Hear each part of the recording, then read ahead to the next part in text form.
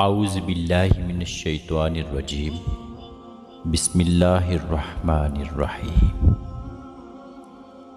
حدیث نبوی صلی اللہ علیہ وآلہ وسلم ہے کہ انسان پر مصیبت اور بیماریاں کیوں آتی ہیں؟ حضرت سیدنا ابو سعید خدری رضی اللہ عنہ بیان کرتے ہیں کہ رسول اللہ صلی اللہ علیہ وآلہ وسلم نے ارشاد فرمایا، بے شک جناب موسیٰ علیہ السلام نے کہا، اے میرے رب، تو اپنے مومن بندے کو دنیا میں غربت زدہ اور تنگ حال بنا دیتا ہے۔ اتنے میں جناب موسیٰ کے لیے جنت کا دروازہ کھول دیا گیا اور وہ اس کی طرف دیکھنے لگے۔ پھر اللہ تعالیٰ نے کہا، اے موسیٰ، یہ جنت میں نے اس مومن کے لیے تیار کی ہے۔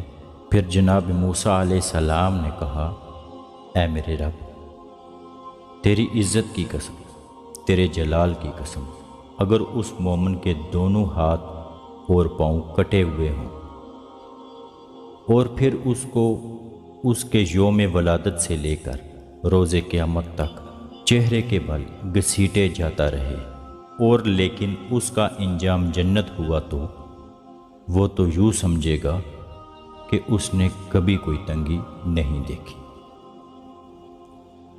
پھر موسیٰ علیہ السلام نے کہا، اے میرے رب، تو نے اپنے کافر بندے کے لیے دنیا میں بڑی وسعت پیدا کی ہے۔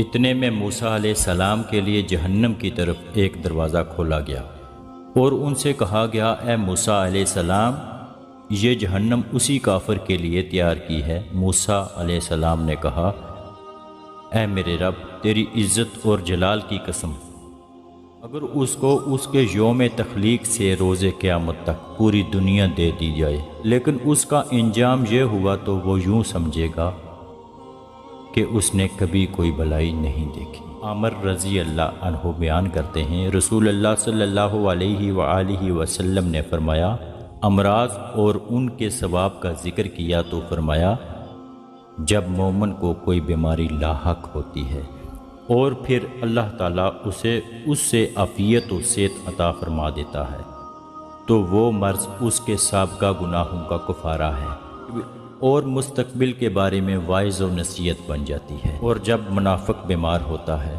پھر اسے عافیت عطا کر دی جاتی ہے تو وہ اس اونٹ کی طرح ہوتا ہے جسے اس کے گھر والوں نے باندھ رکھا ہو اور پھر انہوں نے اسے چھوڑ دیا ہو۔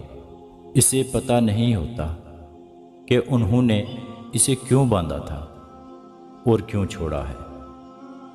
کسی شخص نے عرض کیا، اللہ کے رسول صلی اللہ علیہ وآلہ وسلم، بیماریاں کیا ہوتی ہیں؟ اللہ کی قسم، میں تو کبھی بیمار نہیں ہوا۔ آپ صلی اللہ علیہ وآلہ وسلم نے فرمایا، ہمارے پاس سے چلے جاؤ، تم ہم میں سے نہیں۔ حضور اکرم صلی اللہ علیہ وآلہ وسلم نے فرمایا کہ اللہ تعالیٰ اس شخص کے چہرے کو تر و تازہ رکھے جس نے حضور اکرم صلی اللہ علیہ وآلہ وسلم نے فرمایا، اللہ تعالیٰ اس شخص کے چہرے کو تر و تازہ رکھے جس نے مجھ سے کوئی حدیث سنی اور پھر جیسے سنی اور ویسے ہی اسے آگے پہنچا دیا۔